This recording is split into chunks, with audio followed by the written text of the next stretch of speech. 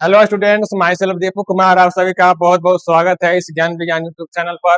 आज हम लोग एल्डिहाइड, कीटोन्स और कार्बोक्सिलिक एसिड का लेक्चर नंबर 3 डिस्कस करेंगे। तो स्टूडेंट्स, आज के लेक्चर में हम लोग क्या देखेंगे? तो आज के लेक्चर में हम लोग देखेंगे physical properties of aldehydes and ketones. आज के लेक्चर में हम लोग एल्डिहाइड और कीटोन के जो भी फिजिकल प्रॉपर्टीज होते हैं, इनके बारे में हम लोग डिस्कशन करेंगे। तो फिजिकल प्रॉपर्टीज में क्या क्या होते हैं?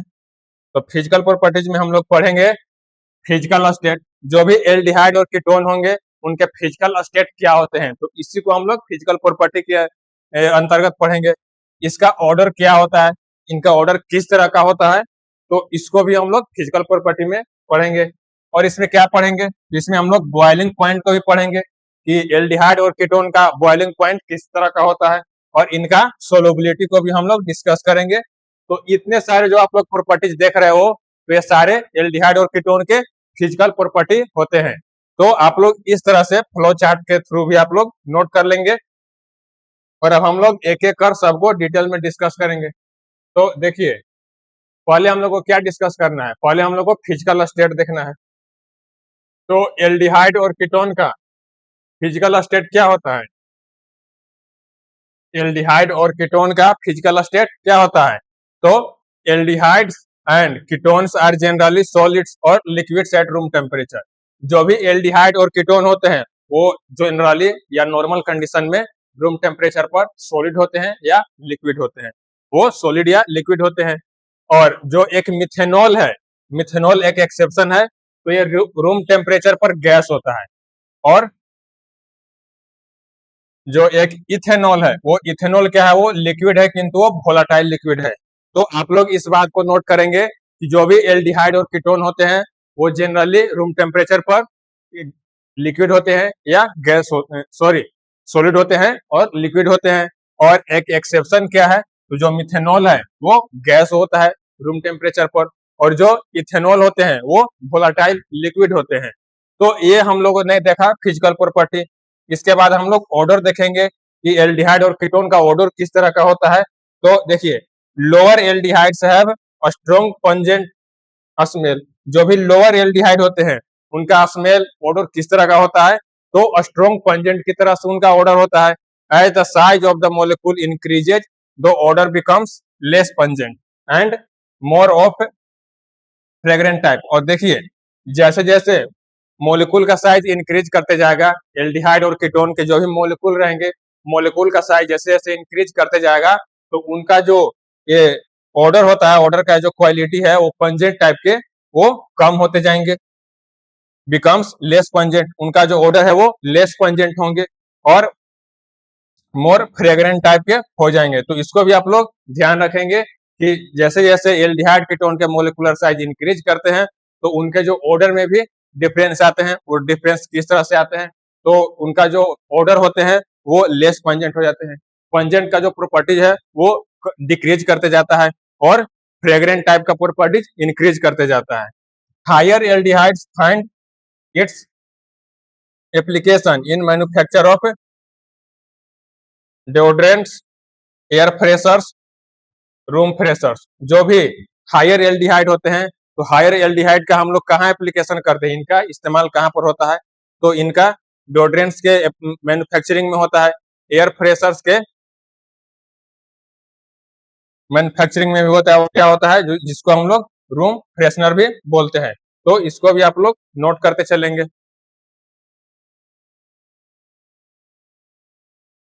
इसके बाद जो अगला प्रॉपर्टी पढ़ने है वो कौन है?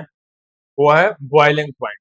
तो एल्डिहाइड और कीटोन के बॉइलिंग पॉइंट किस तरह के होते हैं? तो देखिए, aldehyde and ketones have lower boiling points than alcohols, since alcohol have hydrogen bonds resulting in higher boiling point.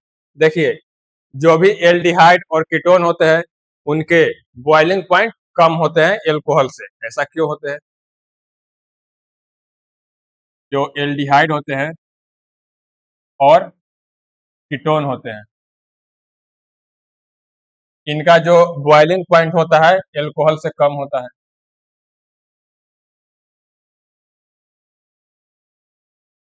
Alcohol से कम होता है। एल्कोहल का जो बॉइलिंग पॉइंट है वो एल्डिहाइड और कीटोन से ज्यादा होता है। तो ऐसा क्यों होता है? तो देखिए, जो एल्कोहल है, तो एल्कोहल के जो भी मोलेकुल है, एल्कोहल के जो भी मोलेकुल होते हैं, तो एल्कोहल के सारे मोलेकुल के आपस में हाइड्रोजन बॉन्डिंग होते हैं। और जब सारे मोलेकुल के आपस में हाइड्रोजन बॉन्डिंग हो जाते हैं, तो आप लोग जानते हो कि हाइड्रोजन बॉन्डिंग भी एक तरह का स्ट्रॉन्ग बॉन्ड होते हैं, जिस कारण से सारे मोलेकुल को सेपरेट करना डिफिकल्ट होते हैं। और इस तरह से जो एल्कोहल का बॉइलिंग पॉइंट है वो हाई हो जाता है। जैसे देखिए, यहाँ आप लोग क्या देख रहे हो? देखो, ये है एल्कोहल। ये क्या है? एल्कोहल है। और सारे एल्कोहल यहाँ पर क्या है? ये ऑक्सीजन है। और यहाँ पर क्या है? हाइड्रोजन है। तो ऑक्सीजन और हाइड्रोजन के बीच में यहाँ पर क्या हो गया? हाइड्रोजन बॉन्डिंग हो गया। इसमें तो आप लोगों को क्लियरली विजिबल नहीं होगा, आप लोग ऐसा देख सकते हो कि जितने भी एल्कोहल होते हैं, जो COH होते हैं, इस तरह से जितने भी एल्कोहल होंगे, इस तरह से जितने भी एल्कोहल होंगे, जितने भी एल्कोहल होंगे, तो यहाँ पर हाइड्रोजन और ऑक्सीजन के बीच में इस तरह से हाइड्रोजन बॉन्डिंग हो जाते हैं। और सारे जितने भी एल्कोहल रहेंगे, उन सब के बीच में इस तरह के हाइड्रोजन बॉन्डिंग हो जाएंगे। तो इस बॉन्ड को ब्रेक करना डिफिकल्ट होता है। इस बॉन्ड को ब्रेक करना डिफिकल्ट होता है। क्या है? हाइड्रोजन बॉन्ड है। तो हाइड्रोजन बॉन्डिंग को ब्रेक करना डिफिकल्ट होता है, जिस कारण से एल्कोहल का जो बॉइलिंग पॉइंट है वो एल्डिहाइड और कीटोन से हाई होते हैं। एल्डिहाइड और कीटोन में हाइड्रोजन बॉन्डिंग नहीं होते हैं, तो इसलिए एल्डिहाइड और कीटोन का बॉइलिंग पॉइंट एल्कोहल से कम होता है। नेक्स्ट पॉइंट देखेंगे, but aldehydes and ketones have higher boiling point than hydrocarbons. और जो एल्डिहाइड और कीटोन होते हैं उनका बॉइलिंग पॉइंट हाइड्रोकार्बन से जनरली हाई होते हैं। इसको भी आप लोग ध्यान रखेंगे। ऐसा क्यों होते हैं? Due to presence of stronger C double O bond in aldehydes and ketones has resulted in an increase in dipole-dipole interactions। तो ऐसा क्यों होता है? तो देखिए, एल्डिहाइड और कीटोन में जो C double O बॉन्ड होते हैं, जिसको हम लोग क्या बोलते थे? कार्बोनाइल बॉन्ड हम लोग बोलते थे, कार्बोनाइल कार्बन। तो यहाँ पर जब भी सी डबल बॉन्ड ओ रहेंगे, तो इन सब के बीच में क्या होंगे? डाइपोल डाइपोल इंटरेक्शन होंगे। डाइपोल डाइपोल इंटरेक्शन होंगे। और जब डाइपोल डाइपोल इंटरेक्शन होंगे, तो उनको भी बॉयल करने के लिए हम लोग को ज्यादा एनर्जी देना पड़ेगा। जैसे देखिए, ये जो आप लोग कीटोन देख रहे हो, एक कीटोन में क्या है? सी डबल बॉन्ड ओ है, सी डबल बॉन्ड ओ है। और यहाँ पर भी सी डबल बॉन्ड ओ है। तो यहाँ पर एल्डिहाइड कीटोन में दोनों में सी डबल बॉन्ड ओ होते हैं। तो इनमें क्या होता है? डाइपोल डाइपोल इंटरेक्शन होते हैं। कैसे होते हैं? तो देखिए, एक कार्बन है, कार्बोनाइल कार्बन, तो इसके ऊपर पार्शियल पॉजिटिव चार्ज रहेंगे और इस ऑक्सीजन के ऊपर पार्शियल निगेटिव चार्ज रहेंगे। इतना आप लोग जानते हो। ये भी कार्बोनाइल कार्बन में हम लोग क्या देख रहे हैं कि इस ऑक्सीजन के ऊपर पार्शियल निगेटिव चार्ज होंगे और इस कार्बन के ऊपर पार्शियल पॉजिटिव चार्ज होंगे। तो ऐसा होने से क्या होगा? तो कार्बन और ऑक्सीजन के बीच में क्या होगा? डाइपोल डाइपोल इंटरेक्शन होगा। इस तरह से डाइपोल डाइपोल इंटरेक्शन होगा। यहाँ पर भी कार्बन के ऊपर पार्शियल पॉजिटिव चार्ज है और इस ऑक्सीजन के ऊपर पार्शियल निगेटिव चार्ज है। तो यहाँ पर भी डाइपोल डाइपोल इंटरेक्शन होगा। तो इस कारण से जो भी एल्डिहाइड और कीटोन होते हैं, उनका बॉइलिंग पॉइंट हाइड्रोकार्बन से ज्यादा होते हैं, क्योंकि हाइड्रोकार्बन में किसी तरह के डाइपोल डाइपोल इंटरेक्शन नहीं होते हैं और यहाँ पर डाइपोल डाइपोल इंटरेक्शन होते हैं। इसलिए एल्डिहाइड और कीटोन के बॉइलिंग पॉइंट हाइड्रोकार्बन से ज्यादा होते हैं। तो इस पॉइंट को भी हम लोग समझ लिए। Hence they have a higher boiling points than hydrocarbon. और इस कारण से हाइड्रोकार्बन से इनका जो बॉइलिंग पॉइंट है वो जनरली ज्यादा होते हैं।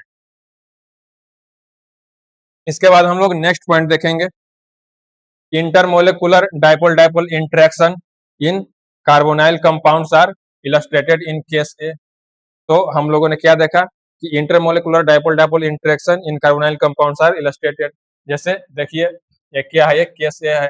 तो इंटरमोलिकुलर डाइपोल डाइपोल इंटरेक्शन किस तरह के होते हैं? तो देखिए, हमने इसको डिस्कस कर दिया है कि जो एल्डिहाइड और कीटोन के मोलिक्यूल होते हैं, उनके बीच में डायपोल डायपोल इंटरेक्शन किस तरह का होता है, तो देखिए इस तरह के होते हैं। और केस बी में क्या है, intermolecular hydrogen bonding in alcohols is shown in case B. ये क्या है, ये केस बी है। तो इनमें हम लोग क्या देख रहे हैं,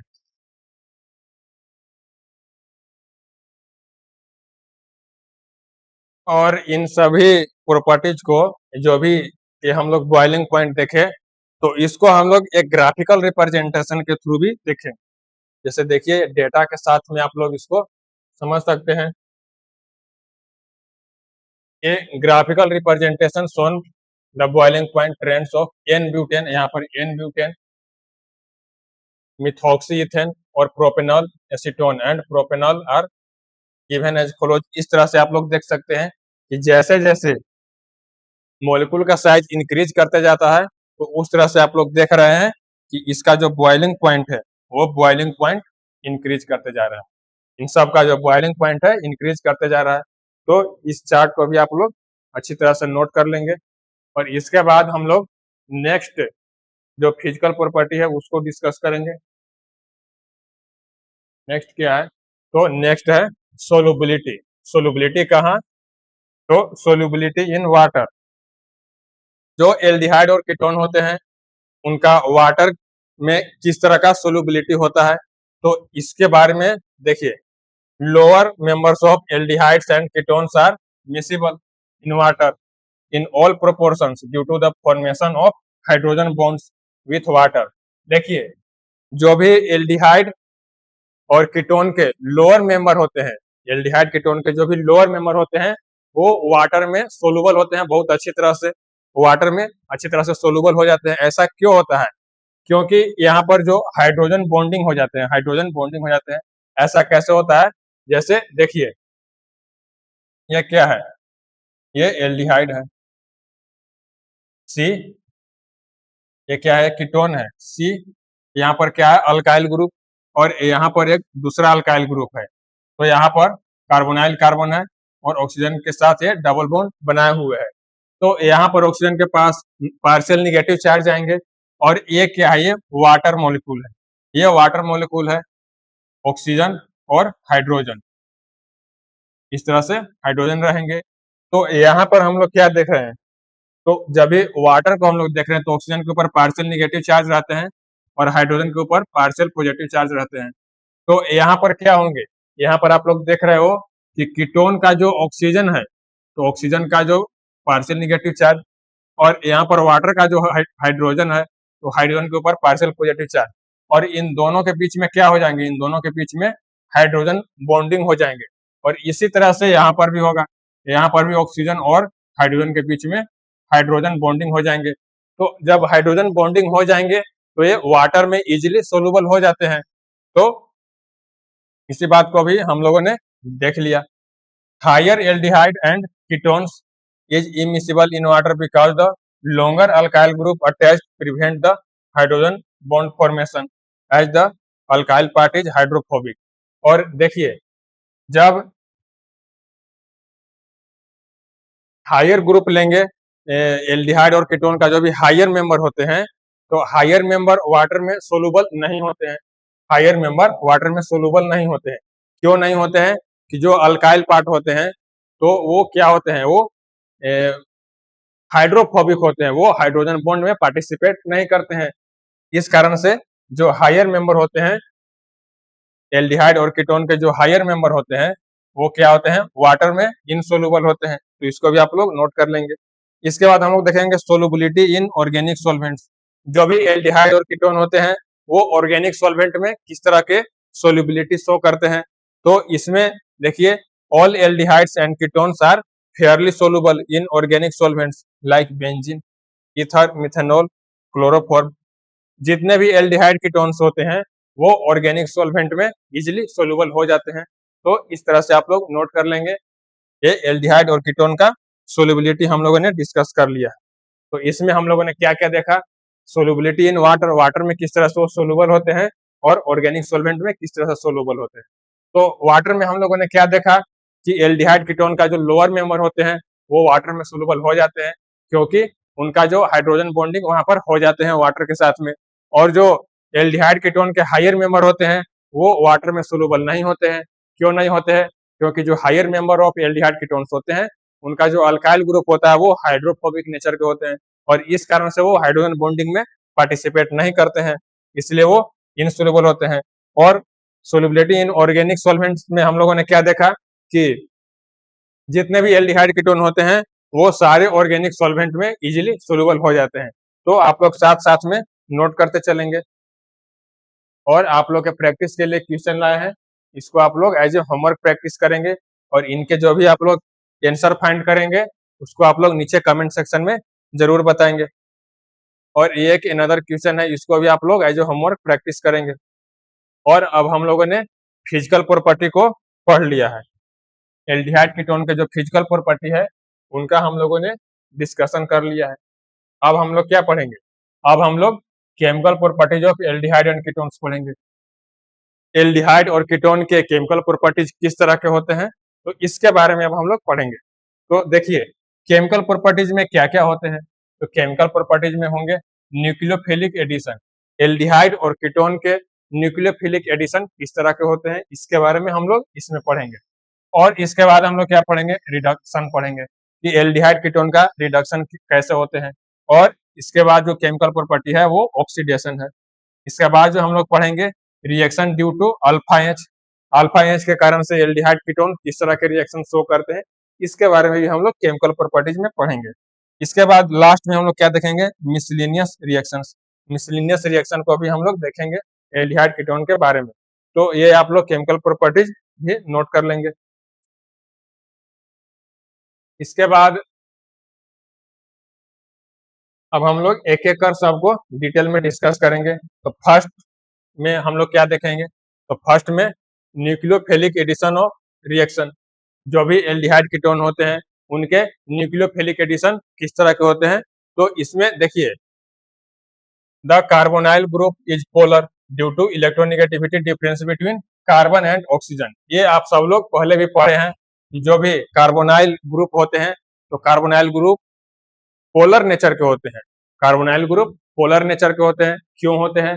क्योंकि यहाँ पर देखिए ये क्या है, ये कार्बोनाइल ग्रुप है। तो कार्बोनाइल ग्रुप पोलर नेचर के होते हैं। पोलर नेचर के क्यों होते हैं? तो देखिए ऑक्सीजन के ऊपर पार्शियल निगेटिव चार्ज होते हैं। क्यों होते हैं? क्योंकि ऑक्सीजन कार्बन से ज्यादा इलेक्ट्रोनिगेटिव है तो इसलिए ऑक्सीजन के ऊपर निगेटिव चार्ज आ जाते हैं और कार्बन के ऊपर पार्शियल पॉजिटिव चार्ज आते हैं। तो जब ऑक्सीजन के ऊपर पार्शियल निगेटिव चार्ज रहेंगे और कार्बन के ऊपर पार्शियल पॉजिटिव चार्ज रहेंगे तो यहाँ पर एक पोलैरिटी कैरेक्टर आ जाएंगे और इस कारण से कार्बन ऑक्सीजन के जो बॉन्ड होंगे वो पोलर नेचर के होंगे। तो यहाँ पर कार्बोनाइल ग्रुप होंगे वो पोलर हो जाएंगे। हेंस कार्बन अटेन्स से partial positive charge and oxygen attains से पार्शियल निगेटिव चार्ज। इसको भी हम लोगों ने देख लिया कि इस कारण से जो ऑक्सीजन है इनके ऊपर पार्शियल निगेटिव चार्ज रहेंगे और ये कार्बन के ऊपर पार्शियल पॉजिटिव चार्ज रहेंगे। Carbon of the carbonyl group is an electrophilic centre and oxygen of the carbonyl group is a nucleophilic centre. और यहाँ पर जो कार्बन है, कार्बन के ऊपर पार्शियल पॉजिटिव चार्ज आ गए हैं तो इस कारण से क्या होंगे? जो कार्बन होंगे वो इलेक्ट्रोफिलिक नेचर के होंगे। ये क्या होंगे? ये इलेक्ट्रोफिलिक नेचर के होंगे। और ये जो ऑक्सीजन है इसके ऊपर पार्शियल निगेटिव चार्ज है तो ये कैसा बिहेवियर शो करेंगे? तो ये न्यूक्लियोफिलिक सेंटर की तरह, न्यूक्लियोफिलिक सेंटर की तरह से एक्ट करेंगे। जैसे देखिए ये है कार्बोनाइल ग्रुप, ये क्या आप लोग देख रहे हो? ये कार्बोनाइल ग्रुप। तो कार्बोनाइल ग्रुप में हम लोग देख रहे हैं कि कार्बोनाइल ग्रुप में हम लोग देख रहे हैं कि ये है कार्बन, ये है कार्बन और ये है ऑक्सीजन। तो ऑक्सीजन के ऊपर पार्शियल निगेटिव चार्ज रहेंगे और कार्बन के ऊपर पार्शियल पॉजिटिव चार्ज रहेंगे। तो ये कार्बन जो है तो कार्बन के ऊपर पार्शियल निगेटिव चार्ज है तो ये क्या करेगा? ये अपना कहीं से इलेक्ट्रॉन लेना चाहेगा तो ये एज ए इलेक्ट्रोफिलिक सेंटर की तरह से एक्ट करेगा। ये कार्बन आप लोग देख रहे हो ये एज ए इलेक्ट्रोफिलिक सेंटर की तरह से एक्ट करेगा और ये जो ऑक्सीजन है इसके ऊपर पार्शियल निगेटिव चार्ज है, ये इलेक्ट्रॉन को देना भी चाहेगा तो इसलिए क्या करेगा? ये एज ए न्यूक्लियोफिलिक सेंटर की तरह से एक्ट करेगा। यहाँ पर जो ऑक्सीजन है ये एज ए न्यूक्लियोफिलिक सेंटर की तरह से एक्ट करेगा। तो इसको भी आप लोग नोट कर लेंगे। हम लोगों ने इलेक्ट्रोफिलिक सेंटर और न्यूक्लियोफिलिक सेंटर को भी समझ लिया है।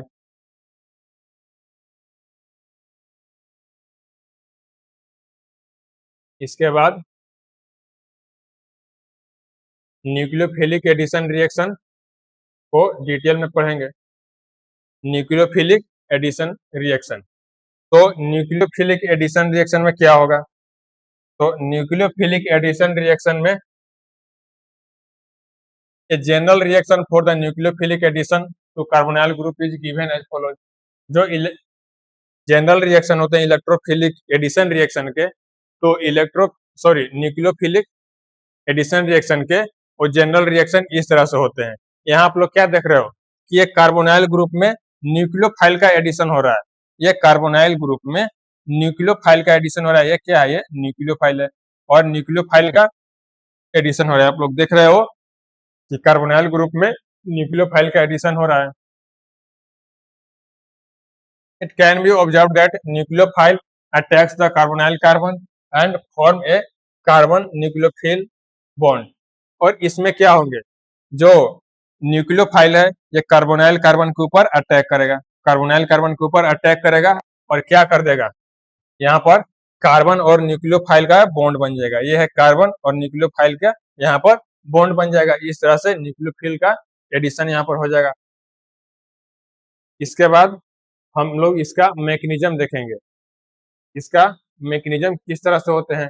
तो इसका जो मैकेनिज्म है ये भी मल्टी स्टेप में होते हैं। तो स्टेप 1 में क्या होंगे? तो स्टेप 1 में सबसे पहले एडिशन ऑफ न्यूक्लियोफाइल होंगे। यहाँ पर न्यूक्लियोफाइल का एडिशन होगा कार्बोनाइल ग्रुप में। तो देखिए, ये nucleophile attacks the electrophilic carbon atom of the polar carbonyl group from A direction approximately perpendicular to the plane of sp2 hybridized orbitals of the carbonyl group। जो भी ये क्या है? कार्बोनाइल ग्रुप है। तो कार्बोनाइल ग्रुप में हम लोग क्या देख रहे हैं कि ये जो कार्बन है इसका हाइब्रिडाइजेशन क्या है? इस कार्बन का हाइब्रिडाइजेशन क्या है? sp2 है। इस कार्बन का हाइब्रिडाइजेशन sp2 है। तो इसके ऊपर क्या होगा? ये न्यूक्लियोफाइल का अटैक होगा। ये न्यूक्लियोफाइल का अटैक होगा। अटैक किस तरह से होगा? जैसे आप लोग मान लो कि ये एक प्लेन है, ये एक प्लेन में है, तो इस प्लेन के बिल्कुल परपेंडिकुलर में ये अटैक करेगा। इस प्लेन के बिल्कुल परपेंडिकुलर में ये न्यूक्लियोफाइल अटैक करेगा। इस तरह से प्लेन के बिल्कुल परपेंडिकुलर में अटैक करेगा। तो हम लोग पॉइंट नंबर 1 में देखें कि nucleophile attack the electrophilic carbon atom of the polar carbonyl group from the direction approximately perpendicular to the plane of sp2 hybridized orbitals of carbonyl carbon। तो यहाँ हम लोग क्या देख रहे हैं कि ये क्या है? ये पोलर कार्बोनाइल ग्रुप है। ये पोलर कार्बोनाइल ग्रुप है और इसके जो भी प्लेन होंगे sp2 हाइब्रिडाइड कार्बन के जो भी प्लेन होंगे, इस प्लेन के बिल्कुल परपेंडिकुलर में, इस प्लेन के बिल्कुल परपेंडिकुलर में न्यूक्लियोफाइल का अटैक होगा। या तो इस तरह से होगा या इस तरह से भी हो सकता है। किंतु इस बात का ध्यान रखना है कि जो भी sp2 हाइब्रिडाइड कार्बन होंगे उनके जो प्लेन होंगे उस प्लेन के बिल्कुल परपेंडिकुलर में ही अटैक होगा। तो इस तरह से बिल्कुल परपेंडिकुलर में अटैक होगा। इसके बाद हम लोग नेक्स्ट पॉइंट देखेंगे।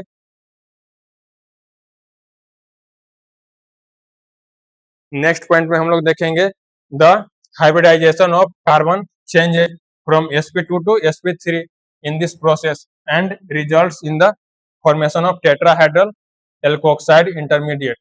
और यहाँ हम लोग क्या देख रहे हैं कि कार्बन का ये जो कार्बन है न्यूक्लियोफिलिक कार्बोनाइल जो कार्बन है इसका हाइब्रिडाइजेशन क्या है? इसका हाइब्रिडाइजेशन sp2 है। और जब न्यूक्लियोफाइल का अटैक हो जाएगा तो उसके बाद तो न्यूक्लियोफाइल इससे इसका एडिशन हो जाएगा। तो इस कार्बन का जो हाइब्रिडाइजेशन है वो क्या हो जाएगा? वो sp3 हो जाएगा। वो sp3 हो जाएगा और sp3 हो जाएगा तो इसका शेप किस तरह से होगा? वो टेट्राहेड्रल एल्कोक्साइड रहेंगे और एज ए इंटरमीडिएट ये रहेंगे। ये टेट्राहेड्रल एल्कोक्साइड हो जाएंगे और ये एज ए इंटरमीडिएट रहेंगे। इसके बाद हम लोग नेक्स्ट पॉइंट देखेंगे the attack of nucleophile to the carbonyl carbon is a slow process. Hence, this is rate determining a step of the reaction. और यहाँ पर जो न्यूक्लियोफाइल का अटैक हो रहा है ये एक स्लो प्रोसेस होता है। ये जो न्यूक्लियोफाइल यहाँ पर अटैक कर रहा है, ये न्यूक्लियोफाइल यहाँ पर अटैक कर रहा है, क्या है? स्लो प्रोसेस है, ये स्लो प्रोसेस है, ये स्लो प्रोसेस है। और इस कारण से क्या हो जाएगा, ये जो प्रोसेस है वो क्या हो जाएगा, ये रेट डिटरमाइनिंग स्टेप हो जाएगा, ये रेट डिटरमाइनिंग स्टेप हो जाएगा, जिसको हम लोग आरडीएस भी बोलते हैं। तो इसको आप लोग नोट करते चलेंगे। अब डिटेल में देखिए यहाँ पर ये क्या है, ये sp2 हाइब्रिडाइज्ड कार्बन का ये प्लेन है, sp2 हाइब्रिडाइज्ड कार्बन का ये प्लेन है। और इस प्लेन के बिल्कुल परपेंडिकुलर में न्यूक्लियोफाइल का अटैक हुआ है, इस प्लेन के बिल्कुल परपेंडिकुलर में न्यूक्लियोफाइल का अटैक हुआ है। और न्यूक्लियोफाइल का अटैक हुआ है तो क्या है, ये स्लो स्टेप है, स्लो स्टेप है। तो इसलिए हम लोग इसको क्या बोलेंगे, रेट डिटरमाइनिंग स्टेप, इसको हम लोग आरडीएस बोलते हैं, रेट डिटरमाइनिंग स्टेप है। तो इस कार्बन का हाइब्रिडाइजेशन क्या है, इसका हाइब्रिडाइजेशन sp2 है। और जब न्यूक्लियोफाइल इस कार्बन पे अटैक करेगा तो क्या होगा, ये जो कार्बन ऑक्सीजन का डबल बॉन्ड आप लोग देख रहे हो, तो यहाँ पर एक बॉन्ड ब्रेक कर जाएगा। क्या हुआ, attack perpendicular to CO bond, इसके बिल्कुल परपेंडिकुलर में अटैक हुआ तो ये एक बॉन्ड क्या हो जाएगा, ब्रेक कर जाएगा। और ब्रेक कर जाएगा तो इस तरह से हो जाएंगे। ये क्या है, sp2 हाइब्रिडाइजेशन, sp2 हाइब्रिडाइजेशन। और क्या है, टेट्राहेड्रल फॉर्म में ये इंटरमीडिएट है, ये बॉन्ड यहाँ पर ब्रेक हो जाएगा और इस तरह से न्यूक्लियोफाइल का एडिशन हो जाएगा, इस तरह से न्यूक्लियोफाइल का एडिशन हो जाएगा। तो ये हम लोग क्या देख रहे हैं, इसी को हम लोग बोलते हैं टेट्राहेड्रल इंटरमीडिएट। ये क्या है, टेट्राहेड्रल इंटरमीडिएट है। इसके बाद क्या होंगे, इसके बाद यहाँ हम लोग देख रहे हैं कि टेट्राहेड्रल इंटरमीडिएट किस तरह के होते हैं। देखिए टेट्राहेड्रल इंटरमीडिएट ये है, ये क्या है,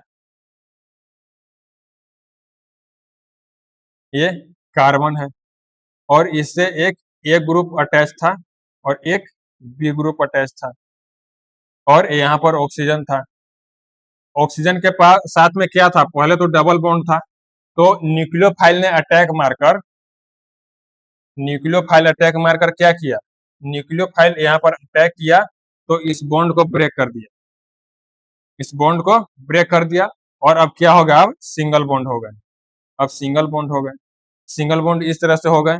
और क्या हुआ, ये न्यूक्लियोफाइल का एडिशन हो गया, यहाँ पर न्यूक्लियोफाइल यहाँ पर इसका एडिशन हो गया और इस तरह से बन गए।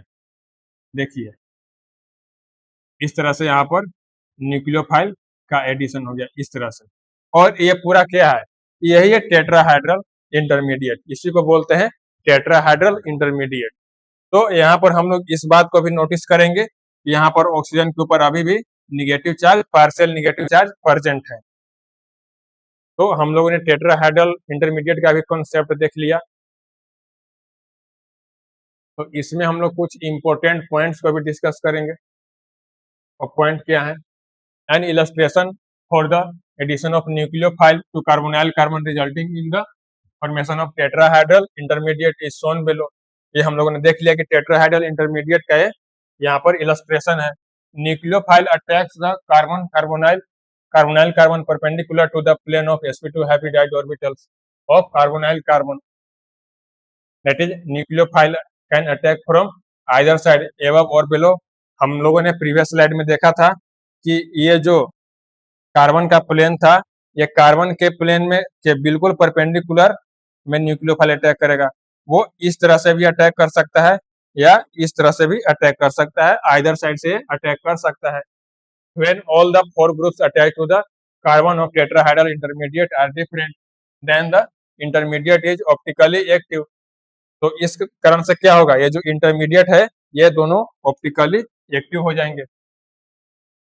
Hence, the intermediate obtained when nucleophile attacks from above and below plane can have different stereochemistry. और ये दोनों ऑप्टिकली एक्टिव है तो इस कारण से इनका जो स्टीरियोकेमिस्ट्री होगा वो डिफरेंट होगा। और यहाँ पर हम लोग एक और बात को ध्यान देंगे कि देखिए, पहले यहाँ पर sp2 हाइब्रिडाइड कार्बन थे।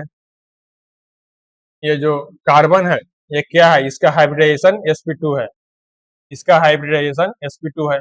और ये जब ऑक्सीजन का डबल बॉन्ड ब्रेक होगा और न्यूक्लियोफाइल का एडिशन होगा, ये न्यूक्लियोफाइल का यहाँ पर एडिशन हो गया है, तो इस कार्बन का हाइब्रिडाइजेशन क्या होगा, इसका हाइब्रिडाइजेशन sp3 हो जाएगा, इसका हाइब्रिडाइजेशन sp3 हो जाएगा और ये टेट्राहेड्रल इंटरमीडिएट के फॉर्म में आ जाएगा। जैसे देखिए, इस कार्बन का हाइब्रिडाइजेशन क्या है, इस कार्बन का हाइब्रिडाइजेशन यहाँ पर हम लोग देख रहे हैं, इसका हाइब्रिडाइजेशन sp, इसका हाइब्रिडाइजेशन sp3 है, sp3 है और यहाँ पर भी sp3 है, तो ये sp2 से sp3 हो गया।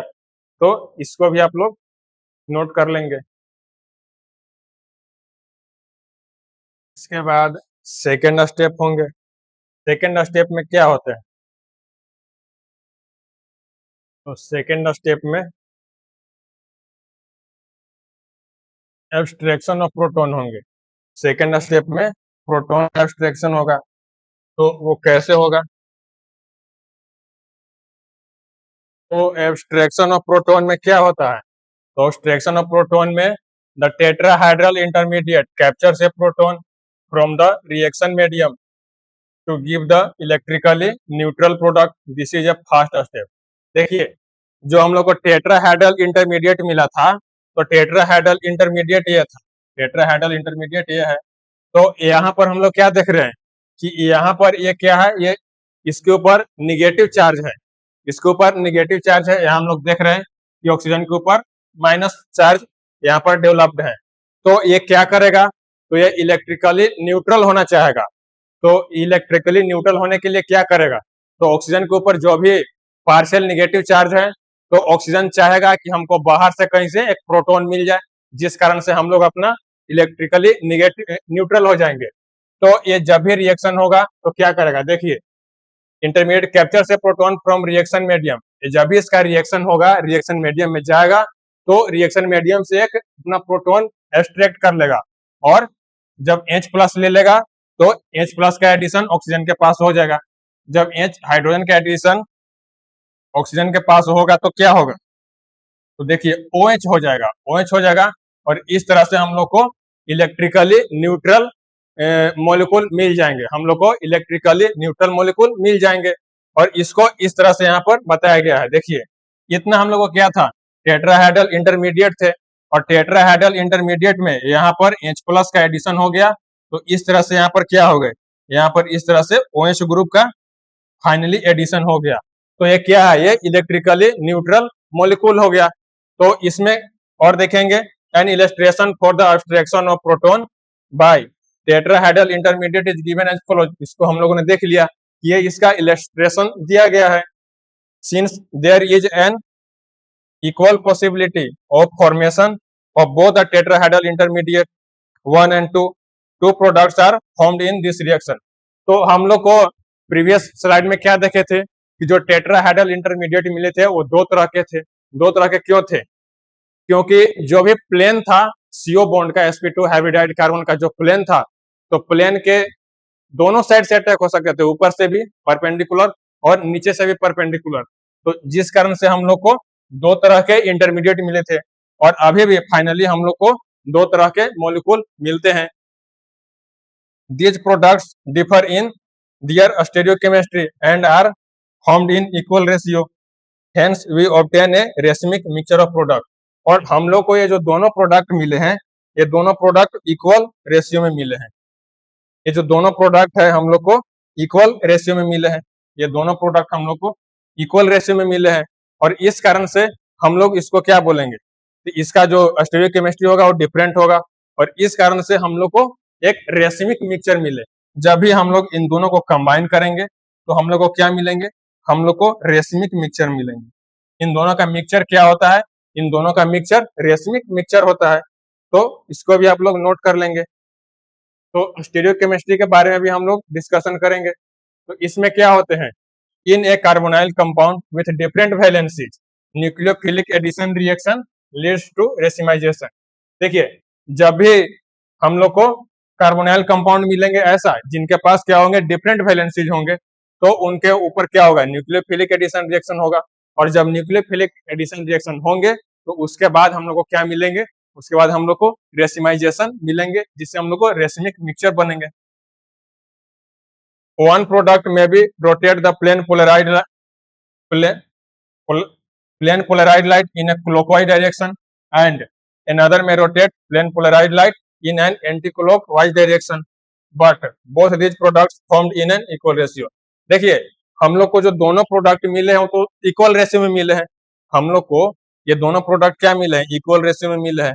तो इनमें से जो एक प्रोडक्ट रहेंगे, एक प्रोडक्ट है प्लेन पोलराइज लाइट को क्लॉकवाइज डायरेक्शन में रोटेट करेगा, और जो दूसरा प्रोडक्ट होंगे वो प्लेन पोलराइज लाइट को एंटी क्लॉकवाइज डायरेक्शन में रोटेट करेगा। एक क्लॉकवाइज डायरेक्शन में करेगा तो एक एंटी क्लॉकवाइज डायरेक्शन में रोटेट करेगा। तो इसको भी आप लोग नोट कर लेंगे। इसके बाद हम लोग देखेंगे general mechanism of nucleophilic addition. इसमें आप लोग इंपोर्टेंट पॉइंट को लिखेंगे, ये बहुत ही इंपोर्टेंट पॉइंट है। Nucleophilic addition of formaldehyde and acetone can not form a racemic mixture as products formed are achiral. देखिए, जब भी न्यूक्लियोफिलिक एडिशन फॉर्मेल्डिहाइड में कराएंगे या एसीटोन में कराएंगे, किसमें एसीटोन में या फॉर्मेल्डिहाइड में, इन दोनों में जब भी हम लोग न्यूक्लियोफिलिक एडिशन रिएक्शन करवाएंगे तो हम लोग को रेसिमिक मिक्सचर नहीं मिलेंगे।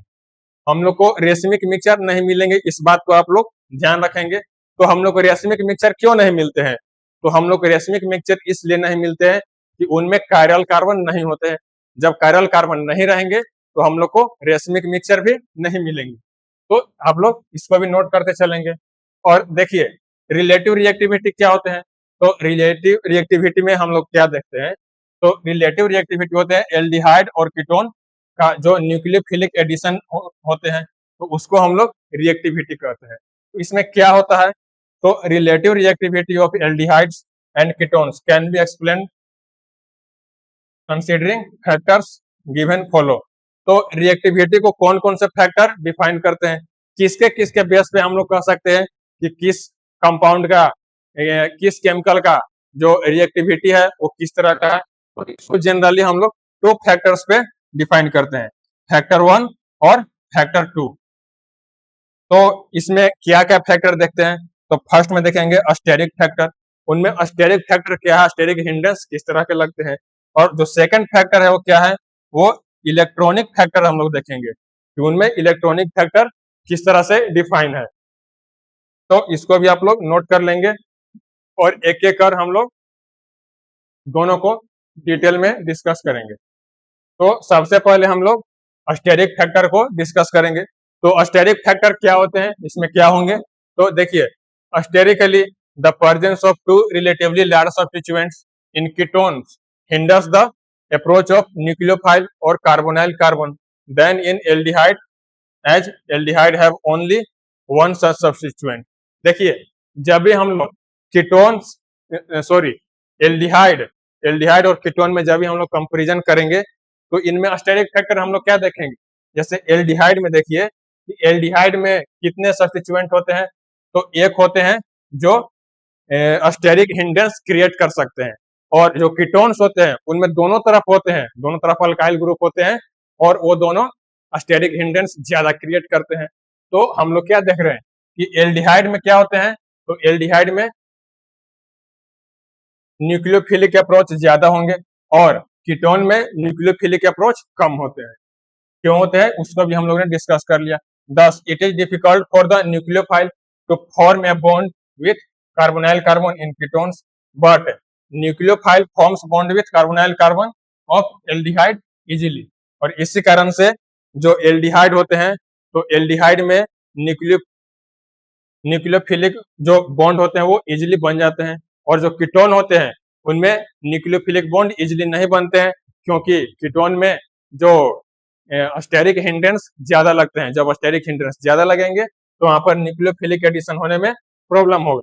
Hence, aldehydes are more reactive towards nucleophilic addition reaction than ketones due to less steric hindrance.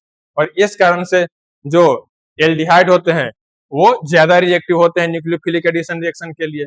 Aldehyde में किसी भी न्यूक्लियोफिलिक एडिशन रिएक्शन इजिली हो जाते हैं और कीटोन में इलेक्ट्रोफिलिक कीटोन में न्यूक्लियोफिलिक एडिशन रिएक्शन इजिली नहीं होते हैं। तो कीटोन में न्यूक्लियोफिलिक एडिशन रिएक्शन इजिली क्यों नहीं होते हैं? तो जो कीटोन होते हैं वो कीटोन में दोनों तरफ बड़े बड़े अल्काइल ग्रुप रहते हैं और अल्काइल ग्रुप क्या करते हैं? तो अल्काइल ग्रुप ज्यादा स्टेरिक हिंड्रेंस क्रिएट करते हैं और ज्यादा स्टेरिक हिंड्रेंस क्रिएट करेंगे तो वहां पर न्यूक्लियोफाइल का एडिशन डिफिकल्ट होगा। An illustration for steric hindrance in formaldehyde, aldehyde and ketones along with order of reactivity towards nucleophilic addition is given below। देखिए ये क्या है? ये फॉर्मल्डिहाइड है और ये एल्डिहाइड है और ये कीटोन है। तो देखिए फॉर्मल्डिहाइड में क्या है? दोनों तरफ छोटे छोटे ग्रुप हैं, हाइड्रोजन है, तो इसमें न्यूक्लियोफाइल का एडिशन इजीली हो सकता है। ये क्या है? ये एल्डिहाइड है। तो एल्डिहाइड में हम लोग क्या देख रहे हैं कि एल्डिहाइड में एक बड़ा सा अल्काइल एक अल्काइल ग्रुप होते हैं। तो एक अल्काइल ग्रुप होंगे तो इससे क्या होंगे?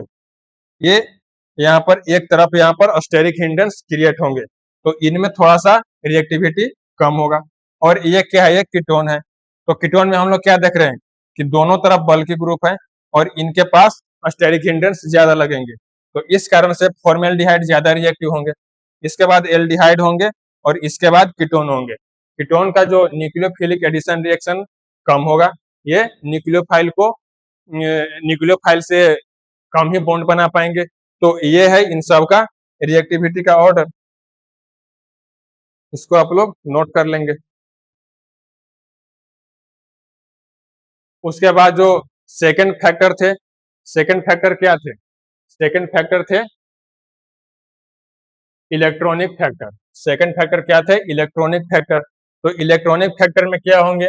तो electronically aldehydes are more reactive than ketones because two alkyl group in ketones reduce the electrophilicity of carbonyl carbon more effectively than in aldehyde। देखिए एल्डिहाइड में क्या होते हैं?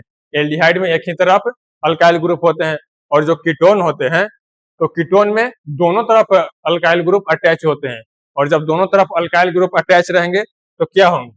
जब दोनों तरफ अल्काइल ग्रुप जब अटैच रहेंगे तो इलेक्ट्रोफिलिसिटी को कम कर देंगे और जब इलेक्ट्रोफिलिसिटी को कम कर देंगे तो उनका जो रिएक्टिविटी है उनका रिएक्टिविटी रिड्यूस कर जाएगा।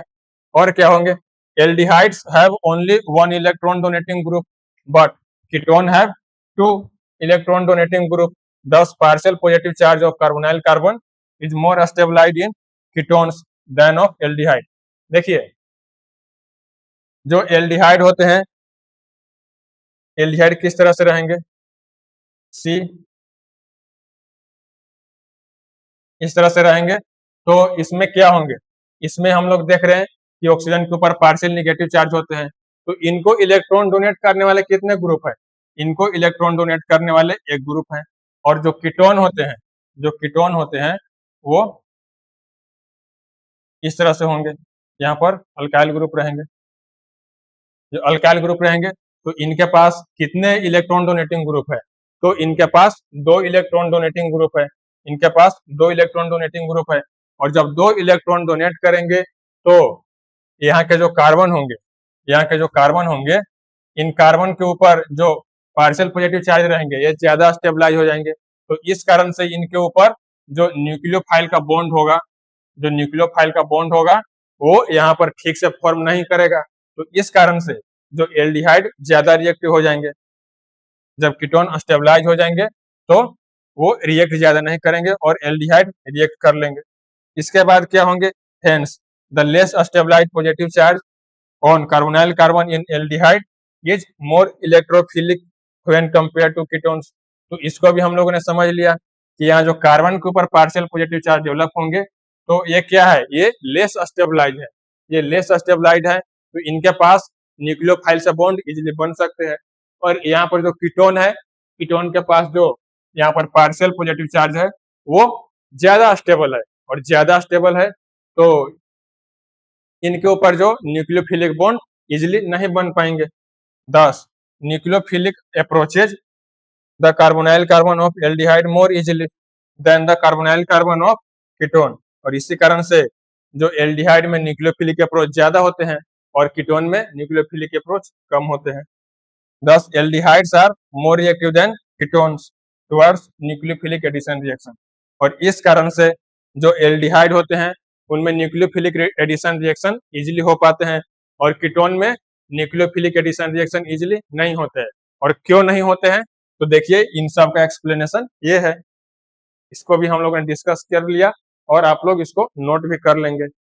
और इसके बाद हम लोग देखेंगे जनरल मैकेनिज्म कि न्यूक्लियोफिलिक एडिशन रिएक्शन का जनरल मैकेनिज्म क्या होता है। तो देखिए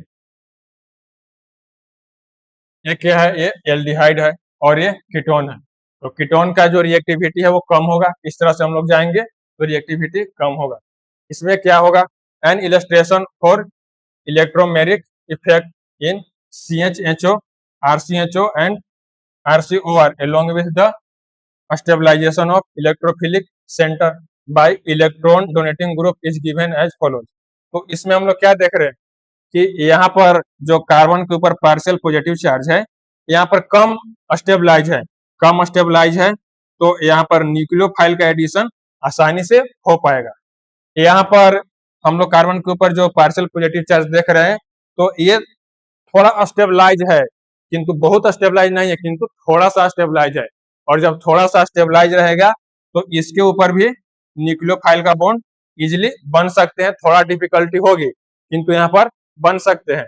और इस तरह के हम लोग यहाँ कीटोन में क्या देख रहे हैं कि कीटोन में ये जो कार्बन के ऊपर पार्शियल पॉजिटिव चार्ज है तो ये बिल्कुल स्टेबलाइज है, क्योंकि इसके पास दो इलेक्ट्रॉन डोनेटिंग ग्रुप है, ये इलेक्ट्रॉन को डोनेट करते हैं और यहाँ पर इस कार्बन के ऊपर जो पार्शियल पॉजिटिव चार्ज डेवलप है इसको ये स्टेबलाइज कर देते हैं।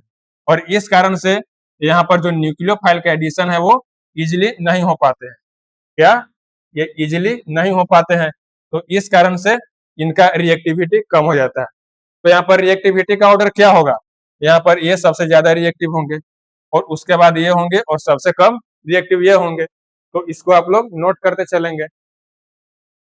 और आप लोग के प्रैक्टिस के लिए क्वेश्चन लाए हैं, इसको आप लोग एज ए होमवर्क प्रैक्टिस करेंगे और इसके आंसर नीचे कमेंट सेक्शन में जरूर बताएंगे और आप लोग इसके सोल्यूशन का भी हेल्प ले सकते हैं। और एक अनदर क्वेश्चन है, इसको भी आप लोग एज ए होमवर्क प्रैक्टिस करेंगे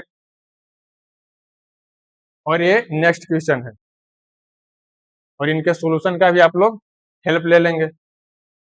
और ये एक लास्ट क्वेश्चन है, इसको भी आप लोग एज ए होमवर्क प्रैक्टिस करेंगे। तो स्टूडेंट्स आज के लेक्चर में इतना ही पढ़ेंगे, इन सब का नोट्स आप लोग अच्छी तरह से बना लेंगे और जो भी रिमेनिंग टॉपिक है उसको हम लोग नेक्स्ट लेक्चर में डिस्कस करेंगे। आप लोग पढ़ाई करते रहें, मिलेंगे फिर नेक्स्ट लेक्चर में, तब तक के लिए थैंक यू।